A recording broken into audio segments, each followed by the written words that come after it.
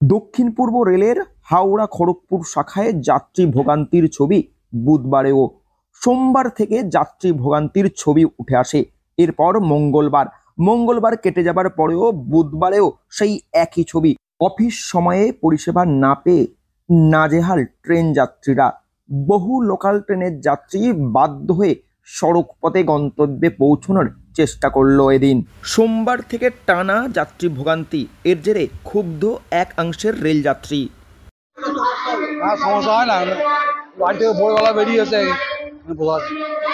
পরিষ্কার ঠিক আছে, এই তো গন্ডগোল হচ্ছে, টাইমের গন্ডগোল। ট্রেন আসছে না, খুব সমস্যা হচ্ছে। আমি বাউরিয়া থেকে আসছি, আমি এখন যাবো হচ্ছে পিটিএস ইউনিভার্সিটিতে। আমি ক্যালকাটা ইউনিভার্সিটির স্টুডেন্ট। ট্রেনের জন্য খুব সমস্যা হচ্ছে আমাদের।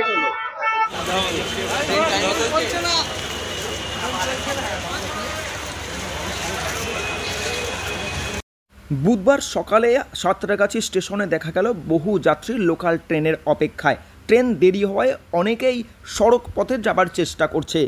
দুপুর পেরিয়ে যাবার পরেও সমস্যা প্রায় একই।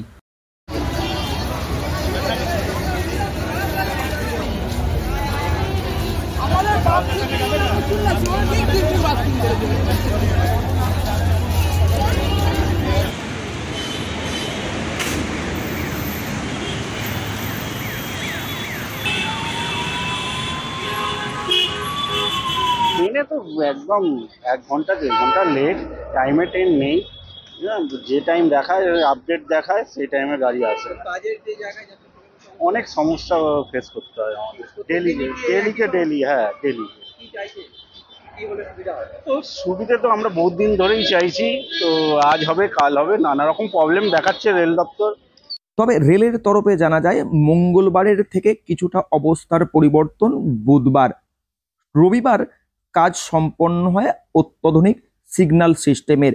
এরপর সোমবার নতুন করে একটি সমস্যা তৈরি হওয়ার কারণেই এই সমস্যা বা যাত্রী ভোগান্তি।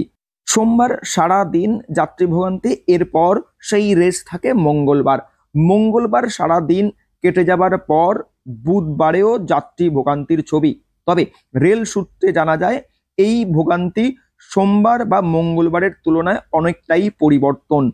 রেলের তরফে জানানো হয় এদিন কোনো রকম ট্রেন ক্যান্সেল করার সিদ্ধান্ত নেওয়া হয়নি, তবে অধিকাংশ ট্রেন কিছুটা সময় দেরিতে চলছে।